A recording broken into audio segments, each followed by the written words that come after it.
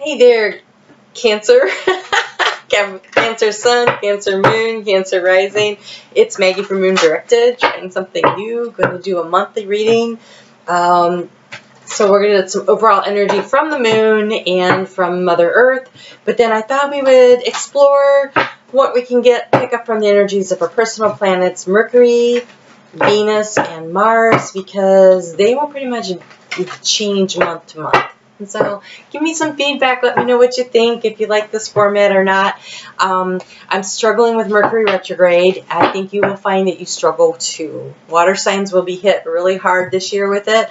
And I have a lot of my planets in water. So it's going to be interesting. Okay, so you have here for overall energy, you have conclusions are within reach and be bold and make the first move. So that's a nice way to start. Looks like your conclusions, and you're going to make a decision, and you're going to decide, and that's a good thing, right, for some overall energy for March. And then I'm going to get a card here also from Mother Earth to see what she has to say as far as some overall energy for us. And so then just a little heads up, Uranus is moving into Taurus on March 6th, and moon it's a new moon. I think the same day, and Mercury rolls into retrograde on the 5th of March, and so that first week of March, it'll be all kinds of things happening. Just all kinds of things happening. Ooh, okay, so you have surface. And so surface means don't get too deep into your emotions. So yes, conclusions are going to be drawn. You're going to be bold and make the first move. Don't get too deep into your emotions. Kind of try to float along the surface of them and be aware of them, recognize them, acknowledge them, don't drown in them. So that's usually what I say to Pisces, but today I'm saying it to Cancer. So that's something to keep in mind. So Mercury retrograde. So Mercury actually rules two planets, two signs. It's a planet. Wow. Okay, so it rules Gemini, and Gemini is about communication with people in your life. Intimate conversations, the way you talk to yourself.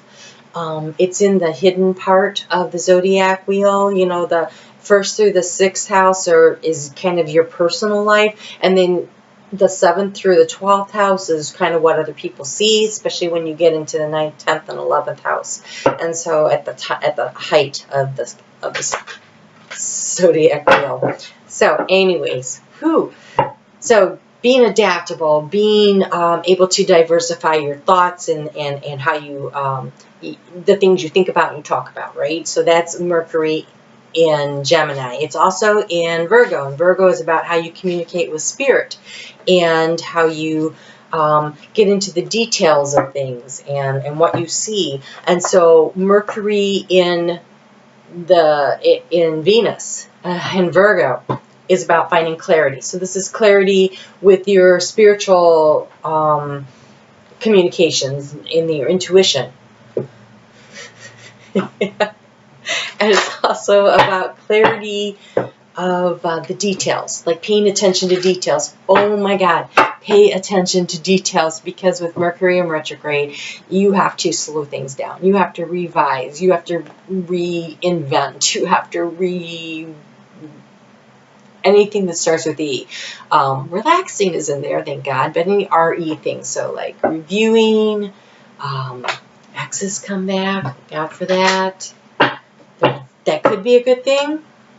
Sometimes it's an opportunity to see what went wrong the first time and make peace with it and move on. Sometimes it's an opportunity to see what went wrong the first time and maybe reconnect.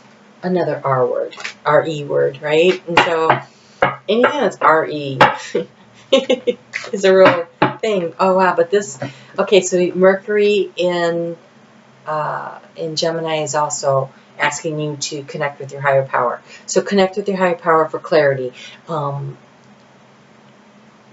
Get into the details.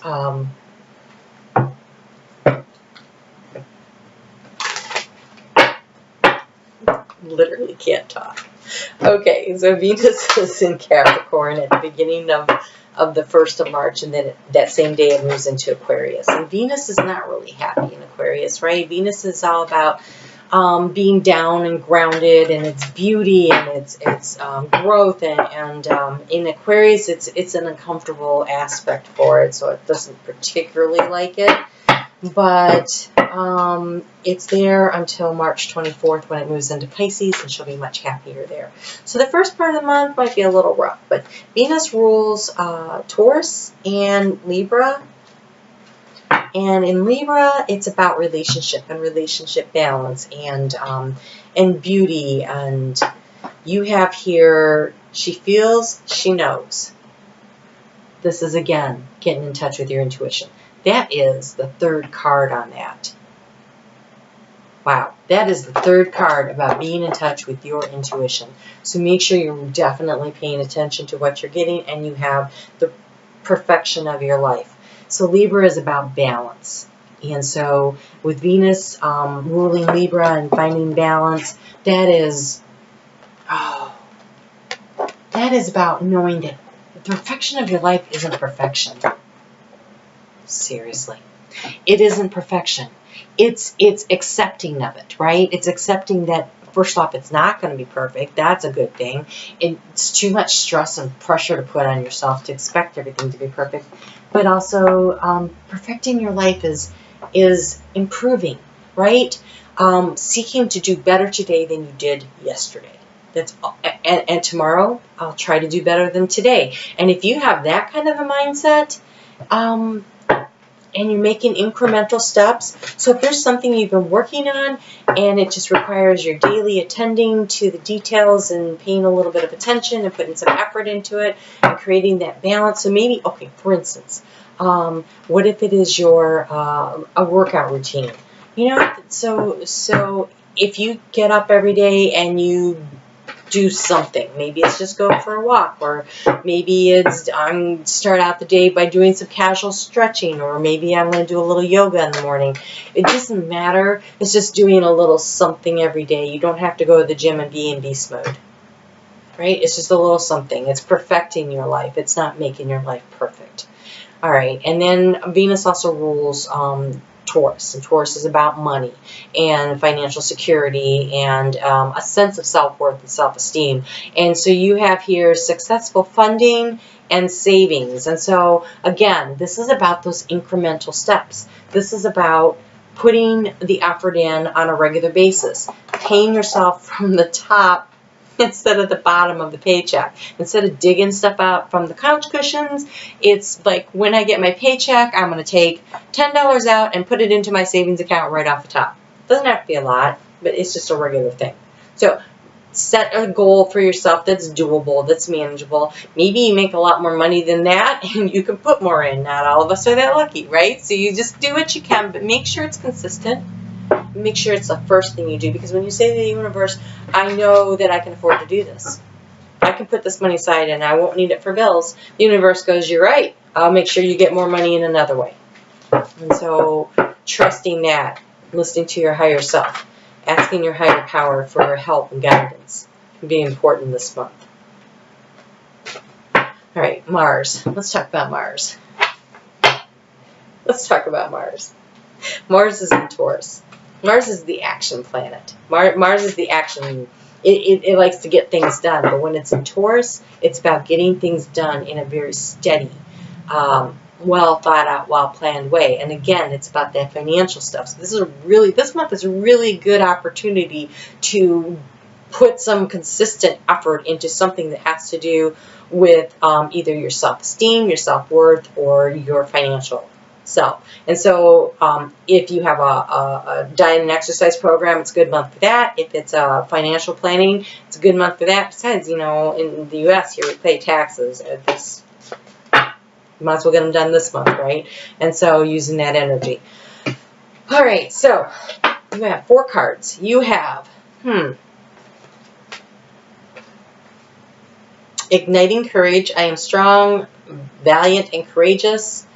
I am opening my soul to grace, and I am incredibly generous being. Sharing of yourself.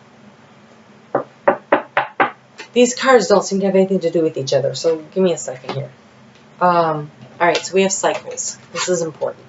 Everything is in a cycle. Always. There's a beginning and middle and an end. That's just kind of, and things go around and around and around, right? And so this perfecting ourselves, it's a cycle. Like if you improve, then you spiral up to the next level, and then so it's kind of like a leveling up. So there is that. And so emerging into grace, I open my soul to grace, and I am an incredibly generous being. I feel like these all have to do with, they feel like money and exercise. They feel like money and exercise programs. So emerging into grace, that's listening to your higher self, that's resting and taking care of yourself. It's understanding that you're important. It's doing the things that you need to do. Everything's kind of in a cycle, right? And then you have this igniting courage. I mean, that is an action-oriented card. So whatever it is that you are going to do, that you want to take this risk on, if it's financial or if it's just changing a lifestyle habit, it's a good time to do it. And the sharing of yourself, I think it's really important, Cancer, that, you know, we give so that we can receive, right?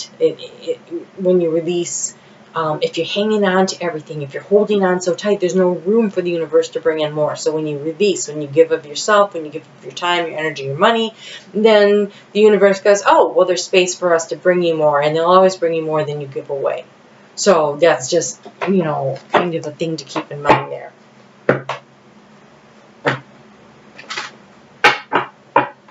On the 31st, Mars is going to move into Gemini. And Gemini is your 12th house of hopes, goals, dreams. And Gemini is about being adaptable and diversifying.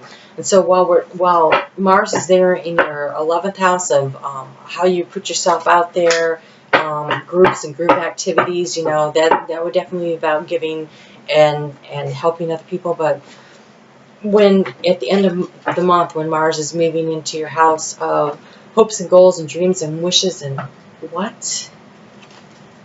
That's too many. That's 8. All right, here's what we're going to do.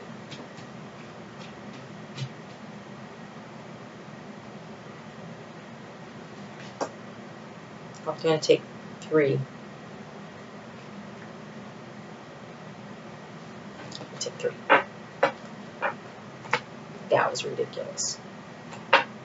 This is supposed to be the final word. Ooh, spread seeds, trust in your power, and relationship balance. That's all stuff we were talking about, right?